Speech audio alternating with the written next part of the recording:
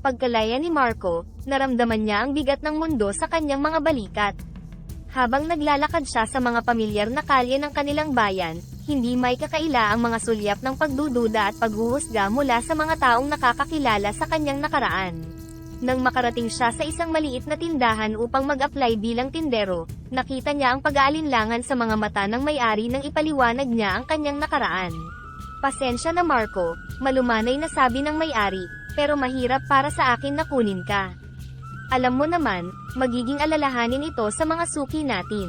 Nakaramdam si Marco ng matinding pagkadismaya. "Naiintindihan ko po," sagot niya, pilit itinatago ang sakit. "Salamat pa rin po sa pagkakataong makapagpaliwanag." Habang naglalakad siyang pauwi, gulong-gulo ang isip ni Marco. Nang mapadaan siya sa isang park, nakita niya ang matandang babae, mag-isa, na nakatulala sa kawalan habang nakaupo sa isang sulok. "Kumusta po kayo Lola?" tanong ni Marco. Lumapit siya, dala ang isang bote ng tubig at tinapay na binili niya para sana sa sarili. "Mabuti naman anak, salamat sa iyong malasakit," sagot ng matanda. Ang kanyang mga mata ay unti-unting kumikinang sa pasasalamat. Umupo si Marco sa tabi niya, at iniabot ang tinapay at tubig. "Bakit po kayo mag-isa dito Lola? Walang nag-aalaga sa inyo?" "Ay anak, matagal na akong nag-iisa. Sanay na ako," mahinang sagot ng matanda, habang kinakagat ang tinapay. Nakaramdam si Marco ng isang kakaibang koneksyon sa matanda, marahil dahil sa kanilang kapwa nararamdamang pag-iisa. "Lola, pasensya na po sa tanong ko, pero hindi po ba kayo natatakot dito mag-isa?" "Natatakot, marahil dati anak, pero ngayon, nasanay na akong kasama ang aking mga alaala. Ang bawat araw ay regalo, kahit gaano pa ito kahirap," sagot ng matanda. Ang kanyang mga mata ay naglalaman ng hindi mabilang na kwento. Habang sila ay nag-uusap, naramdaman ni Marco ang bigat sa kanyang dibdib na unti-unting humuhupa. Ang pag-uusap nila ay hindi lamang nagbigay ng ginhawa sa kanyang pagod na puso, kundi nagbigay din ng panibagong pag-asa. "Huwag kang mawalan ng pag-asa Marco. Ang bawat araw ay may dalang bagong simula," mahinahong sabi ng matanda. Habang tumatagal ang kanilang pag-uusap, hindi lamang pagkain at inumin ang naibahagi ni Marco, kundi pati na rin ang kanyang mga takot at pangarap. Sa mga sandaling iyon, nakita niya ang isang munting liwanag ng pag-asa at kabaitan sa gitna ng kanyang mga pagsubok. Nang magpaalam na ang dapit hapon, napagdesisyonan ni Marco na ihatid ang matanda hanggang sa makauwi ito ng ligtas. Sa kanilang paglalakad, nagpatuloy ang kanilang pag-uusap. "Lola, kung hindi naman po nakakaabala, pwede ko po ba malaman ang inyong pangalan?" tanong ni Marco, na may paggalang. "Tawagin mo na lang akong Aling Celia," ngumiti ang matanda. "At salamat anak, sa iyong pagmamalasakit. Bihira na ang mga kabataang tulad mo ngayon." Naramdaman ni Marco ang isang kakaibang init sa kanyang puso sa papuring natanggap mula kay Aling Celia. "Wala po yun Aling Celia. Nararapat lang po na tumulong tayo sa isa't isa." Habang naglalakad sila, hindi maiwasan ni Marco na magtanong, "Aling Celia, kung okay lang po bang matanong, bakit po kayo nag-iisa? Nasaan po ang inyong pamilya?" Tumigil si Aling Celia at tumingin sa malayo. "Matagal na silang wala anak. Ako na lang mag-isa. Pero sanay na ako, masaya naman ako sa aking munting mundo." Nadama ni Marco ang lungkot sa tinig ni Aling Celia, ngunit nakita niya rin ang kakaibang lakas sa kanyang mga mata. "Aling Celia, hindi po ba kayo nalulungkot?" "Sa umpisa oo. Pero natutunan ko rin na hanapin ang saya sa mga simpleng bagay," sagot ni Aling Celia, na may ngiti sa labi. "Tulad ngayon, may kasama akong mabuting tao na handang magbigay ng oras at pagkain sa isang matandang tulad ko." Naramdaman ni Marco ang isang di maipaliwanag na damdamin ng paghanga at respeto kay Aling Celia. Ang simpleng sandali ng pagkakaintindihan sa gitna ng kanilang magkaibang mundo ay nagbigay sa kanya ng bagong perspektibo sa buhay. "Aling Celia, salamat po sa inyong oras at kwento. Hindi ko po malilimutan ang araw na ito," sambit ni Marco. Ang kanyang tinig ay puno ng sinseridad at pasasalamat. "Anak, ako ang dapat magpasalamat sa iyo. Hindi mo lang alam kung gaano kalaki ang naitulong mo sa akin ngayon," tugon ni Aling Celia. Ang kanyang mga mata ay kumikislap sa ilalim ng mga bituin. Nang makarating sila sa isang maliit na bahay na yari sa kawayan, tumigil si Aling Celia. "Ito na ang aking tahanan Marco. Maraming salamat sa iyong kabaitan. Aling Celia, kung kailangan niyo po ng kahit anong tulong, nandito lang po ako," pangako ni Marco. Ang kanyang damdamin ay puno ng pangako at determinasyon. Nagpaalam si Marco na may bagong pag-asa sa kanyang puso. Ang pagkakataong iyon ay hindi lamang basta pagtulong, kundi isang pagkakataon na makakita ng liwanag, sa gitna ng kadiliman ng kanyang buhay. Pagkatapos ng kanilang pag-uusap, hindi na muling nakita ni Marco si Aling Celia. Gayunpaman, ang kanilang pagkikita ay naging isang mahalagang sandali sa kanyang buhay. Sa sumunod na mga araw, nagsumikap si Marco na maghanap ng trabaho, ngunit patuloy siyang nabigo dahil sa kanyang nakaraan. Isang gabi, habang naglalakad si Marco pauwi, may kakaibang liwanag siyang nakita sa lugar kung saan niya huling nakausap si Aling Celia. Nang lapitan niya ito, nakita niya ang isang liham at isang maliit na kahon na naiwan sa silyang kanilang inupuan. Dahan-daang binuksan ni Marco ang liham na may nakasulat, "Ang iyong kabutihan ay hindi nakakalimutan. Ang regalo na ito ay simbolo ng iyong mabuting puso. Gamitin mo ito para sa iyong bagong simula." Napaisip si Marco habang pinipigilan ang kanyang pagtataka at excitement. Sino kaya ang nag-iwan nito? Si Aling Celia kaya? Bulong niya sa kanyang sarili habang maingat na binubuksan ang kahon. Sa loob ng kahon, nakita niya ang isang maliwanag na bato na kumikinang sa ilalim ng buwan. Hindi niya maipaliwanag, ngunit sa sandaling hinawakan niya ang bato, naramdaman niya ang isang di pangkaraniwang init at lakas na yamakap sa kanyang katawan. Habang tinitignan ni Marco ang bato, nagbalik sa kanyang isipan ang mga salita ni Aling Celia.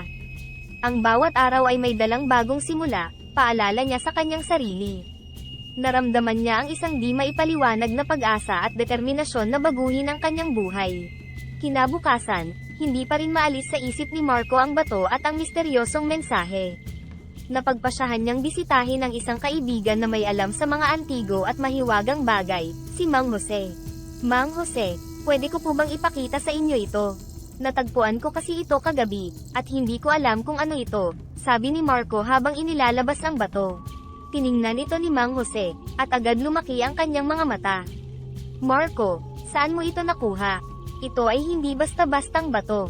Mukhang may mahiwagang kapangyarihan ito," sabi ni Mang Jose, ang kanyang tinig ay halo ng pagkamangha at kuryosidad. "Hindi ko po alam, Mang Jose. Natagpuan ko lang po ito sa lugar kung saan ko nakilala ang isang matandang babae," tugon ni Marco, ang kanyang damdamin ay halo ng pagkaintriga at pag-asa. "Mukhang may koneksyon ka sa isang engkantada, Marco. Ang mga ganitong bagay ay hindi basta-basta napapadpad sa atin," paliwanag ni Mang Jose. Sa mga salitang iyon, unti-unting nagbukas ang isip ni Marco sa posibilidad na ang kanyang pagtatagpo kay Aling Celia ay hindi isang aksidente kundi isang tadhana na magdadala sa kanya sa isang bagong landas. Habang nakaupo sila sa maliit na tindahan ni Mang Jose, na puno ng katahimikan ang paligid, tanging ang mahinang huni ng hangin ang kanilang naririnig. Si Marco na labis na nagninilay, ay hindi makapaniwala sa mga pangyayari. "Mang Jose, paano ko po gagamitin ang bato na ito? Ano po ba ang dapat kong gawin?" tanong ni Marco. Ang kanyang mga mata ay nagtatanong at naghahanap ng sagot.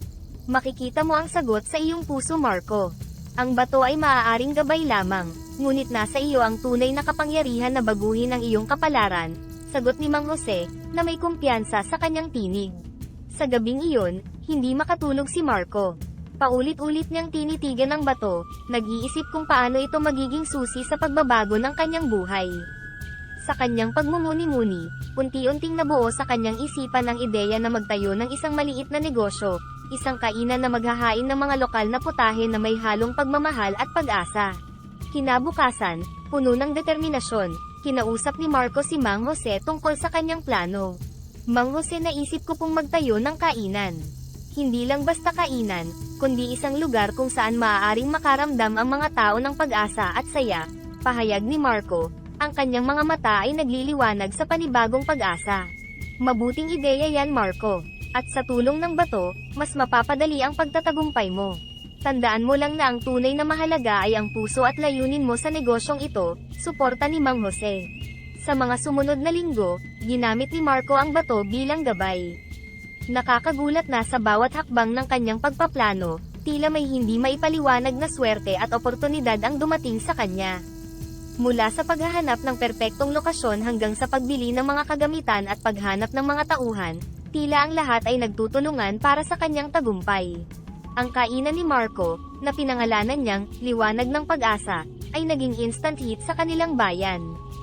Ang mga tao ay naaakit hindi lamang sa sarap ng pagkain kundi pati na rin sa mainit at maasahang atmosfera ng lugar. Sa bawat paghahain ni Marco, naaalala niya ang mga aral na natutunan mula kay Aling Celia at Mang Jose. Nadama niya ang isang malalim na kasiyahan at katuparan na hindi niya naranasan noon. Ang kanyang negosyo ay hindi lamang naging daan para sa kanyang personal na tagumpay kundi naging isang lugar din ng komunidad, kung saan ang bawat isa ay maaaring makaramdam ng pagmamalasakit at pag-asa. Makalipas ang ilang buwan, ang liwanag ng pag-asa ay naging isang tanyag na lugar sa bayan. Isang hapon, habang abala si Marco sa pag-aasikaso sa kanyang mga customer, isang hindi pamilyar na mukha ang pumasok sa kainan. Isang babae na may mahiwagang aura, at may angking kagandahan at kakisigan sa kanyang pagkilos. Lumapit ang babae kay Marco at ngumiti. "Napakaganda ng iyong lugar, Marco. Masasalamin ang iyong puso sa bawat sulok nito," sabi niya. Ang kanyang mga mata ay tila may alam na hindi pa naipapahayag. "Salamat po. Masaya akong narito kayo. Ano po ang maaari kong ihandog sa inyo?" tanong ni Marco, na nakaramdam ng isang kakaibang koneksyon sa babae. Habang kumakain, sinimulan ng babae ang isang seryosong usapan. "Alam mo, Marco, bawat tao ay may kapangyarihang baguhin ang kanilang kapalaran. Ang iyong kabaitan at determinasyon ang nagbukas ng pintuan sa mga biyaya na ito," pagpapahayag ng babae, tila may malalim na kaalaman sa mga pangyayari sa buhay ni Marco. Naguluhan si Marco. "Paumanhin po, ngunit pakiramdam ko'y parang may alam kayo sa aking nakaraan.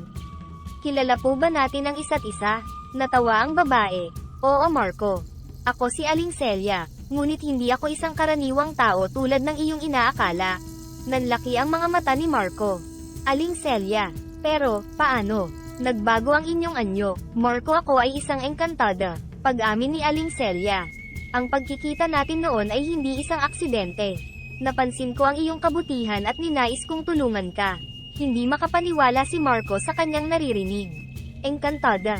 Pero bakit ako? Bakit ninyo ako pinili?" "Dahil sa iyong puso, Marco. Nakita ko ang iyong tunay na kabutihan, at iyon ang pinakamahalaga. Ang bato na ibinigay ko ay simbolo ng iyong potensyal at kabutihan," paliwanag ni Aling Celia. Sa puntong iyon, napuno ng emosyon si Marco. "Hindi ko po alam kung paano magpasalamat, Aling Celia. Ang inyong tulong ay nagbago ng aking buhay. Ang pinakamagandang pasasalamat na maibibigay mo, Marco, ay ang pagpapatuloy ng iyong kabutihan. Ipagpatuloy mo ang pagbibigay ng pag-asa sa iba, tulad ng ginawa mo para sa akin," sagot ni Aling Celia. Ang kanyang mga mata ay puno ng pagmamalaki at pag-asa. Sa araw na iyon, hindi lamang pagkain ang pinagsaluhan nila kundi pati na rin ang mga kwento at aral ng buhay. Nagpatuloy ang kanilang pag-uusap hanggang lumubog ang araw, puno ng mga kwento ng pag-asa, kabutihan, at mahika. Sa mga sumunod na araw pagkatapos ng pagbisita ni Aling Celia, si Marco ay nabuhay na may bagong sigla at layunin. Ang kanyang kainan ay hindi lamang nagsilbi bilang isang lugar para kumain, kundi naging isang santuaryo rin ng pag-asa at positibong pagbabago. Isang umaga, habang naghahanda siya para sa isa na namang araw, dumating si Mang Jose, bitbit ang magandang balita.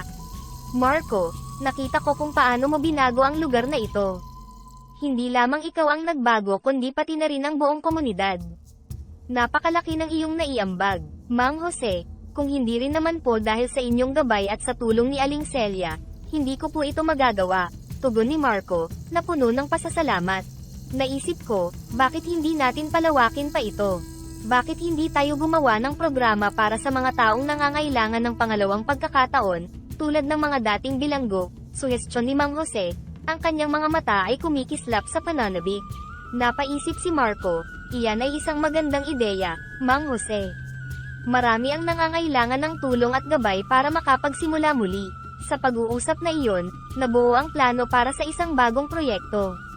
Naisip nila na bukod sa pagbibigay ng trabaho, maaari rin nilang ialok ang mga workshop at training para sa mga nagnanais na matuto ng bagong kasanayan.